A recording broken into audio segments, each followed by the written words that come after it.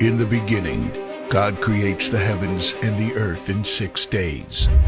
He makes Adam and Eve, who spend their days with God until they give in to temptation by eating from a forbidden tree. Sin enters the world, and things get so bad that God floods the earth and starts over with Noah and his family. Years later, God calls Abraham to follow him with the promise to make Abraham the father of a great nation. Abraham obeys, and God gives him a son, Isaac. Isaac's son Jacob has 12 sons. Joseph, Jacob's favorite, becomes second in command of Egypt.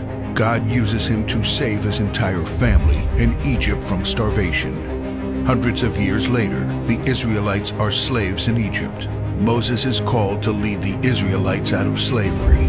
Joshua takes over after Moses and leads the people into the promised land. After Joshua, God raises up judges, temporary military leaders like Deborah, Gideon, and Samson, who protect and fight for God's people.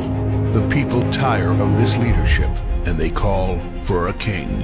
God gives Israel King Saul, King David, and then King Solomon. But it's all downhill from here. The people rebel, the kingdom of Israel is divided, and everyone turns their back on God.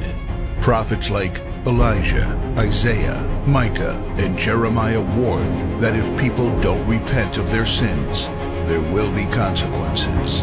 But the people ignore their warnings.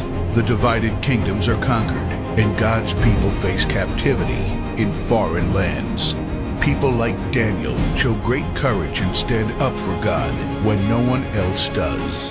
Some of the exiled people return to the promised land, but for 400 years, God is silent. No prophets, no miracles, and no angel visitations. But then, the silence is broken when Jesus is born. He lives a perfect life, teaches truth, and performs miracles, proving He is God. He shows us the full extent of God's love by taking our place and dying on the cross for our sin. He is placed in a grave, but 3 days later, Jesus rises again, conquering sin and death. His followers travel the world, sharing the good news of His love and starting churches.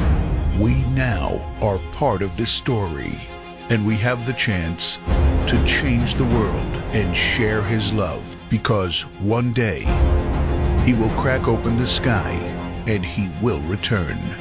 It's the greatest story ever told.